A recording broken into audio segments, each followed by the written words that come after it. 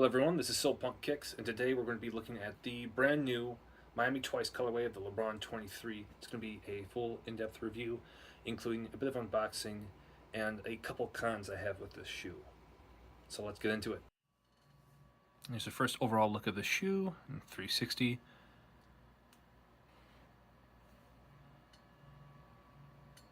Before I go back into the review, I do want to mention the cons and frustration I've been having with Nike's quality and their quality control. I bought this shoe the day it was released, right off the bat, the second it was released at 9 a.m. I expected these shoes to be brand new, and I've been a collector of the Nike Lebron line for a little bit now. Got the 22s, and I really do like those shoes. In fact, the Lebron 22s are my favorite. But when I purchased these shoes, you can kind of already see it, camera lens, creasing. I did not get to wear these. I did not walk in them. I didn't do anything with these shoes. This is exactly how both the shoes came. I've checked other reviewers. They have not seen this issue, as far as I'm aware, and I haven't heard anyone complain about this issue, but you can see that there's creases and wrinkles. I'll go over both of these shoes a little bit more, but that's how it looked like. I'm very much convinced that whoever was at the factory either just kept playing around with this or actually got to walk in these, but I can't prove that, especially since the bottom was fine. It was clear. There's no treads on the bottom. They're a little bit dirty because I did place them on the floor, but for the most part, they're clean and good for review.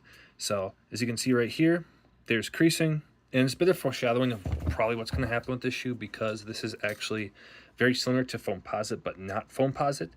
It's a softer, more malleable material. There's more creasing here. So this is on both sides of the shoes that I have here. And a little less obvious there, but it's there nonetheless. And you can see in the lighting, a little bit of creasing here. It's more aggressive on this shoe though.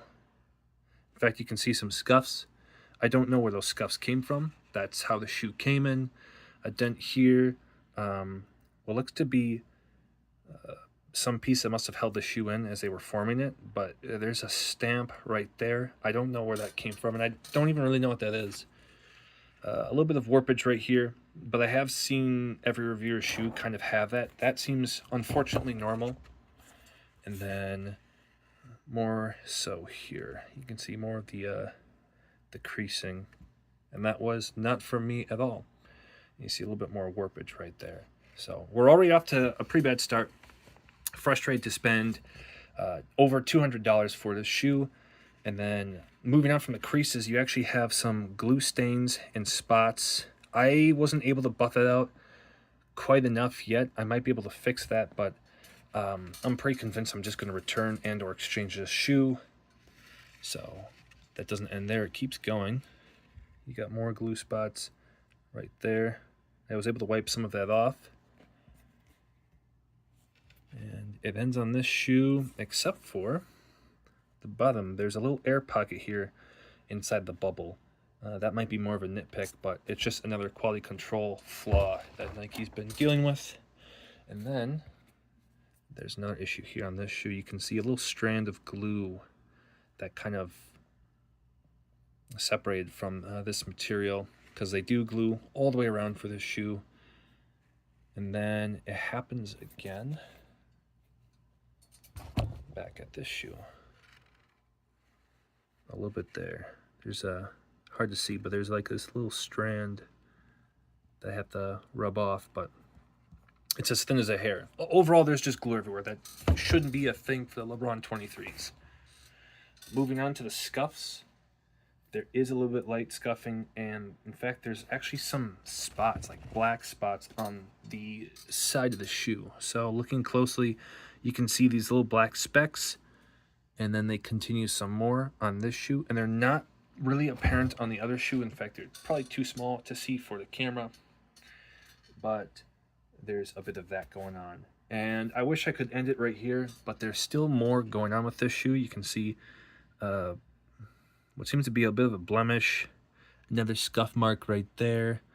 It's the same dot I showed prior. And then if I can pick it up, yeah, there's more up here. I've already shown this line scuff, and there's a bit of a glue blemish right there. need I say more? It goes on and on and on.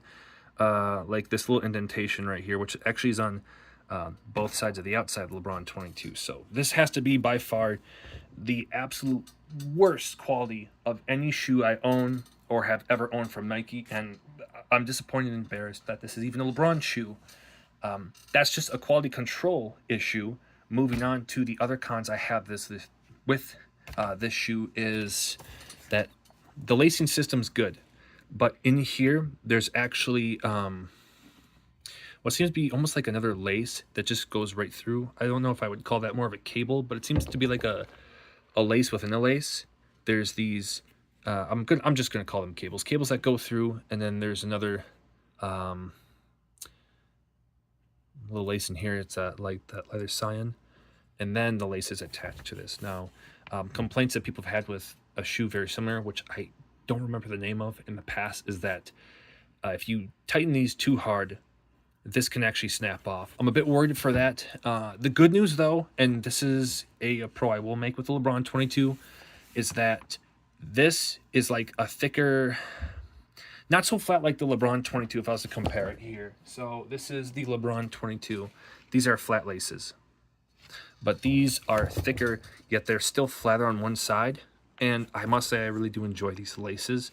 In fact, I even threw on the pink laces for comparison of what this shoe looks like. And personally, I think I enjoy the barely pink better than the blue laces. The blue laces come with little orange tips. No, they don't match the neon orange, but it's orange nonetheless. I do like these. You can tighten them here and here and here, and then they won't loosen over time. I have that issue with a lot of my shoelaces, or maybe I just suck at tying shoes, but with these ones, I have no problem. I actually do really enjoy the lockdown I have with them. I'm just worried about the durability and strength over time the more I wear them. But the laces themselves are fantastic. It's a pretty straightforward black box. Nike's kind of been more towards the simpler exterior designs. Of course, you've got the Kings logo on the front. And lo and behold, my trebles don't end here. I've got more damage here. It seems that there was a bit of shipping damage. I know it's just a box, but it is disappointing nonetheless, considering that this was thrown in a bigger box, twice the size as this one, in a cardboard box with no cushioning. A bit frustrating. The back of the box is a little flattened and beaten up. There's no point showing it. The bottom's just black out. But with that being said, opening up the shoe box, you do get a bit of a surprise. This is something I do like. This comes, flattens down, and then of course you pull the suitcase out and you get more of the crown. They have been really obsessed with these crown aesthetics, and I agree. I do like them. I actually do like them. On the side, you'll see some text. Line number 13, LeBron James 23. So, taking that out. Move the box out of the way. And opening this up. It's a little bit confusing for the first time. You gotta push the handle in, and then you lift up. It's a bit too eccentric, as you can see. I already took the shoes out, obviously, for this review, but there's a lot of empty space going on, meaning that this shoebox could have been way smaller. So it's unnecessarily large, which is kind of annoying because I don't have storage space for shoeboxes. But regardless, we open that up and you get in here a charm. I'm sorry I cut the video out because I took the charm out before making this video. But in here, you'll see a little bit of the text. You'll get the little honorary medal in honor of LeBron James, Miami twice. Correct me if I'm wrong, but I'm pretty sure that's what that is. A little cool thing with this charm is something I haven't heard anyone else really do. I just tuck the laces in here and I kind of stick it on the side. So for comparison, what I'm just talking about here is as simple as throwing it up, tying your shoes, and just having that little flex right there. It matches pretty well because there's matching gold on the rest of the shoe with the crown and whatnot. But moving far more into the box, you've got one last thing. Of course, underneath would be the wrapping. It came in a really simple plastic bag. I don't think it's worth showing, but this is worth showing. Forever King. So in a second, I'm just going to open it up and brisk through it really quickly for the viewer to see.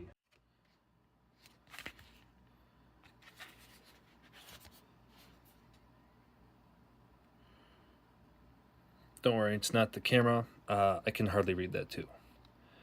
I really can't read that unless I keep going like this. Flipping through really quick, there's just more and more.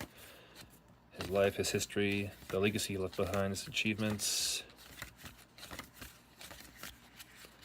It's a little bit boring for someone who doesn't really play b-ball and only plays for shots. But as you can see, you can peel that off and stick that around somewhere. And then, what we've all been waiting for, at least I hope we've all been waiting for, is the breakdown of the shoe and the technology. Now, they had this with the 22, which, in fact, I have right in front of me. It was a little different. It wasn't a booklet. But I had it come like this. Now, why it opens up, I have no idea. There's nothing going on the inside, but shows the breakdown of LeBron 22. Back, the crown jewel. I got the crown jewel colorway.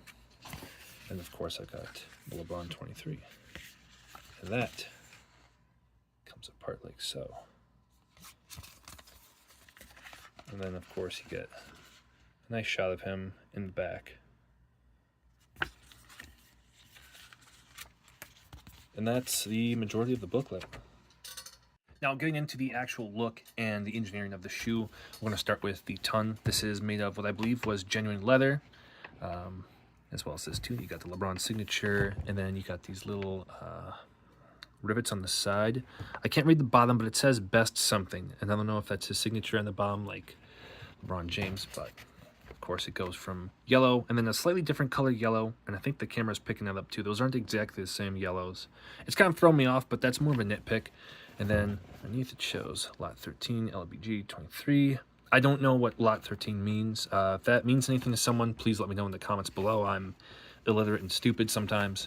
And then moving on right behind it, you've got this this texture that is really comfortable. They had this in the LeBron 22. In fact, I'll even show it again right now. But yeah, it's a sweat wicking mesh, and LeBron James seems to have liked it because they've had this in the 20. So for comparison, the LeBron 22 and the 23 are very similar when it comes to what they have going on in them. LeBron 22, of course, it's more narrow, and I feel like that works pretty well. Just because, you know, the Achilles tendon, right? It just kind of feels like it slides right into there. But there's nothing wrong with this one, too. They really do feel the same. They look the same.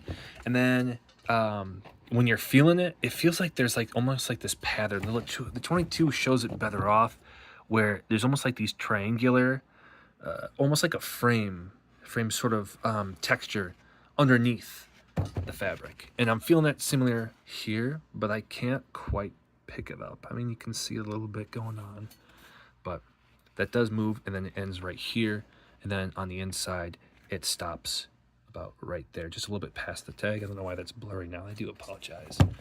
Moving on to the inside, we have a ZoomX midsole drop. Now, the cool thing about this shoe is that it's the first shoe since the 11 that has a drop in midsole. LeBron hasn't had that for a very long time, and lucky me, I happen to have two pairs of LeBron 11s.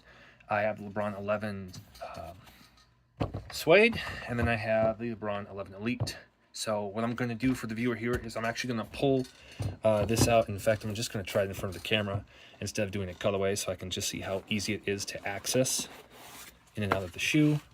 So that's what's on there. In fact, I recommend that sneakerheads keep these because it just saves yourself from buying a shoe tree. And I mean, newspaper does wick away and trap odors and sweat and whatnot. Well, not trap them, but it sucks them out.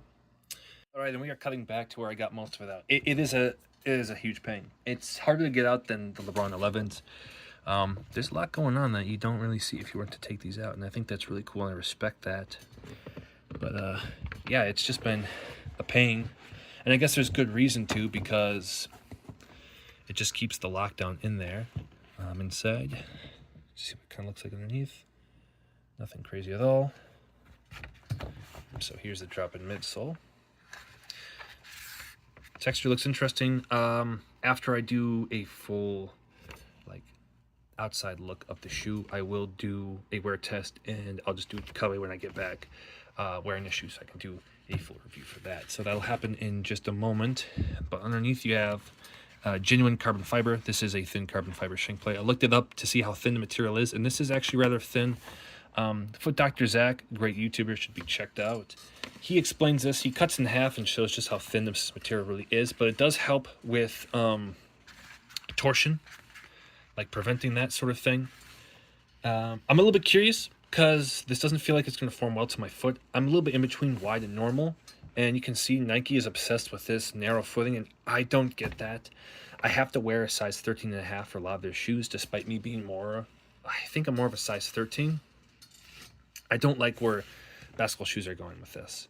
I don't understand this. I can't like spread out my toes. The pinky toe, I'd imagine, is going to feel a little bit squished. I had that issue with Lebron 22, and I had to break those in a bit. But as you can see, the sidewalls are riding up pretty high, and a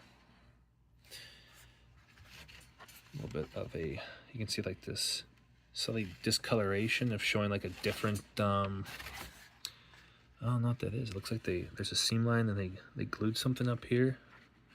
Yeah, you got that going on here too. Okay, well, I don't quite know what that is, but regardless, that is that. And then in comparison, actually, for the Lebron, here is the last two shoes that came in with the drop-in midsole. And I'm actually going to swap them. I'm going to throw the Lebron 11 midsole into the Lebron 23 here, and then I'll do vice versa. I'll tell you how they feel. I'll compare them. I'll compare the size and everything. But this is the Lebron 11 Elites. I had, unfortunately, these did not come. I bought them used without midsole because the seller wasn't very smart and had no idea what I was talking about. And then in here is the midsole of the 11. So if I pull those out,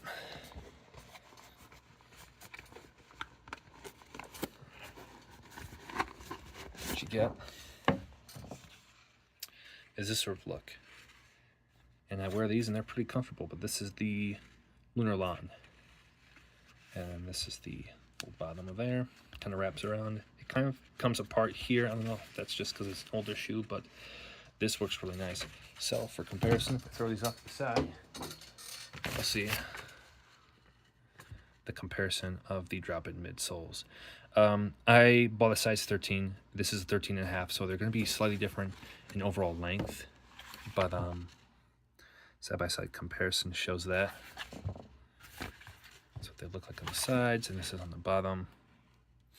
The 11s don't have a carbon fiber, but they do have something that retains the shape. The 11s are actually pretty sturdy. They've got plastic on the bottom, so there's really not a need for that in here. So that makes me curious of what it's going to be like when it's in that shoe, and I feel like this is definitely going to fit because it's a half size down. In fact, I might not be able to fit this in here, so we're probably just going to try this for the 23 in a moment. And this is with the old Lunar Lawn Lebron 11 drop-in midsole inside the 23. It is warping the outside pretty significantly, and the waist isn't as skinny as the 23, and I could definitely see that, but I decided to give it a go anyways because these shoes just had terrible quality and they were worth a return and or exchange, which I plan to get through Nike because this is just the worst quality shoe I've got, unfortunately. Massive complaint for that, but it's just too much. If you don't care and you want the 11s in there, they should fit. These should fit just fine. I'm not going to risk it because I really don't want to warp it. I can actually kind of feel the outside of the drop-in midsole pushing against the sidewalls right here. I can feel it a little bit there, and I can feel it a little bit in here. But I don't think that's worth my review. But yes, it does fit in theory. So go wild for those that want to do that. Moving on to the outer appearance, you've got just beneath the tongue this really nice wicking mesh, and I do really like this because I feel like this is somewhat breathable, and overall just kind of fits the rest of the shoe. Though in my personal opinion, I do like it when this portion of the tongue is either white or black. There's just something about that separates it and kind of adds more depth to the shoe, if that makes any sense, which is also why I prefer the pink laces. But here you've got an integrated textile with palm trees, and I'm guessing that's because it has something to do with Miami. I'm not a geographical guy, so I don't know if palm trees are in Miami. I'm pretty darn sure they are. But moving on, you've got LeBron James crown right here. You've got a little bit of like a texture going on for it. Camera's picking up right now. And the same thing for the Nike symbol. You've got this really cool texture. And yes, that is a deep rose gold of the Nike symbol. Moving on to this LeBron James patented crown 360 frame is what they've called it. It looks gorgeous. I really do like the color. It is a barely pink colorway, I want to say, with just an all-around rainbow iridescent look. And despite the flaws that the shoe had and the creases that came with it, this does look really amazing. Let me just do a closer up shot. But just all around, really, really cool. It does throw me back to the LeBron 11 Elites and the LeBron 11s, because some of them did have a very similar foamposite or some sort of hyperposite material that was just reflective, such as that. And then moving on to the bottom, you've got his 2-3, so he's 23 years in, which I think is a very, very cool design. People are calling this wave bone because it looks like what people claim to be herringbone. I'm going to die on this hill. Anyone who's done any sort of woodworking, they know that chevron and herringbone are confused, and they're two separate things. I would call this more of like a wavy chevron pattern, but moving on to whatever definitions they may be, that's the overall texture, and this is a very light pink. It's definitely a softer rubber, and it's squeaky, and it is sticky. I am afraid of the dusty quartz as it is soft and semi-transparent or semi-translucent. So I do have my doubts with this shoe for anyone who plans to go hoop in this, though I am just a wearer and a collector, so I don't really care too much. But going on underneath, you do have this exposed stitching. It kind of shows the design of the shoe, how the sides wrap around and then they go stitch.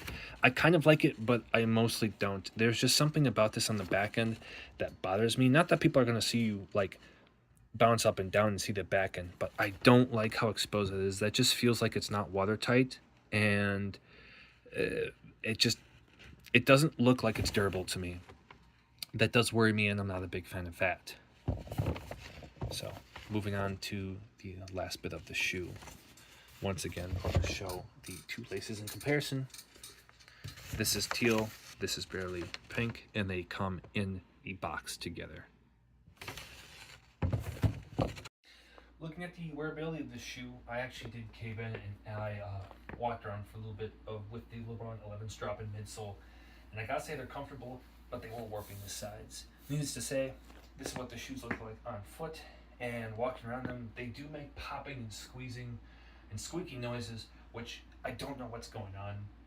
I have a bit of that issue with the LeBron 11, the blue suede colorway, but as you can see right now,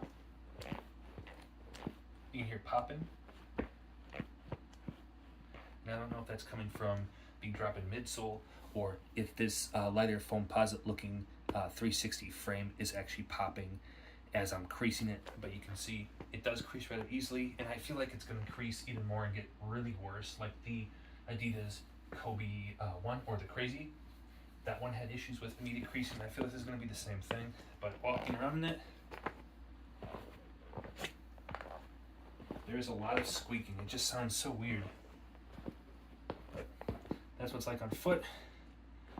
Up here, about inside this engineered textile design, you've got what feels relatively hard. It does crease here, but it does feel a bit softer here. So I feel like they have something going on where they might have starched this or some sort of material. I'm not a fabric expert, but it does, as you can see, it doesn't really bend here, and you can feel a little bit of friction on your toe. Now the toe box, I'd say, is pretty darn good. And for those that are wondering about the size, I'd say that this shoe is true to size.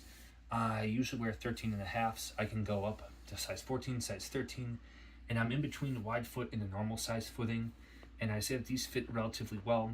Break-in wasn't really necessary, but I do feel like I want to break this in a bit more just because the top knuckles of my toes are kind of brushing up against the sides. And There's a little bit of that going on, but it's relatively comfortable. And as for the texture of the drop in midsole, it does feel rather comfortable to walk in. It does feel rather cushiony all around. For those that play basketball, I feel like the lateral movement or containment isn't really as good as the 22, but what do I know about that? And I'm just going to cut away to after I wear more of the shoe. After doing some more walking in the shoe, I felt it was more comfortable than I anticipated. Like I said with the break-in, it didn't feel like most other shoes. It felt like it fit my foot relatively well, except for how narrow the front is. And despite my nervous thoughts, the pinky region was decent. I was able to open my toes up a bit, relax. Walking was fine. This roof section just over the toe box isn't too bad, but you will find a bit of chafing over time, especially if you're on the courts, I can imagine, because jumping on my tippy toes multiple times over, I felt like it was starting to create some abrasion. So this can't, I can't see this really being your friend on the court. I picture it kind of being a hindrance. And then moving on to the toe box region around here, a little bit of abrasion right here. It just felt like it was kind of pushing my foot in on the top and mostly the side. That was my only big complaint, to my surprise, as it does come in more narrow here, but I guess it's me being a little bit on the wide foot side of things. Moving on with the texture that you find in the drop-in midsole, those little bumps there, they're not as acupunctual, I believe that's what people saying, as people say. When I was wearing these, at first they felt kind of nice, and I was like, oh, it's a little bit of a different texture. Now it does bring you the idea of like a bit more of a, like a lockdown, and I can see that. I'm not disagreeing with that. Disagreeing with that, but after some walking, it kind of just got a bit annoying. That's my personal opinion. It's not enough to hate it. I know that they had the same thing going on with last year's model, that being the 22. They had the that stitching right there, but even with like a very thin socks, I had no complaints with the 22. So maybe I'll find myself liking the 23 a bit more. But this is a little bit different because it's just that foamy texture. It's just a bunch of circles with Lebron crown inside them. And of course you got a bigger one in the heel. And then the 11s had something very similar, at least for the colorway that I got. You've got this stitching on here, but I had no issues with that, and I can't complain with that one. And they didn't have them on the 12. So some of LeBron's have them, some of them don't. That's my overall take on the wearability. I do want to move on into something I forgot to mention, and that was that with this engineered textile design, I don't know if the light can pick it up at this particular angle. Not very well, if at all. But inside here, where the lines are drawing the palm trees, it is rather metallic looking, and it does glimmer in the light, so it does give off that metallic look, and it's pretty cool. So I will have to give them props for that, despite the lack of quality control. Like I said, if this was the perfect shoe, like it passed quality control as it should have, it looked nice, no creasing, no glue splats that I have to freaking take care of, I'd say that this shoe is looking pretty decent, but that's a big deal for me. The last thing I want to do with this shoe is go over a blacklight test. Is something I do. For those that want to end the video right there, that's pretty much all I really have to say. The blacklight test just shows a bit more of manufacturing faults or quality issues. And there's something I found interesting in the bottom of the shoe with the black light. So if you want to stick around for that, feel free, because it's going to happen right after this cutaway. Now, just before we get into the black light, I do actually want to compare last year's model to this year's. This is the Crown Jewel colorway, and of course this is the Miami Twice. So with the comparison in terms of silhouette, they are pretty darn near identical. So if I was to just show them side by side here. But that the ankle roll, so how it curves up here, they're very similar. It's just a bit more sharp and then rides up a little differently on the 23. And then you've got a bit of this like booty bump in the back here on the heel, and then it's a little less aggressive. But then you've got that rubber that goes up a little bit farther in terms of the texture, or the wave bone as they claim. And then on the front, you've got, both of them look relatively narrow, but the 22 takes the cake for a more narrow toe box and a more pointed toe box. And then, comparing the two on the front. So, I want to say that the 22 has this wider lateral guard, and I want to say that looks pretty darn cool. But overall, they do look pretty much the same.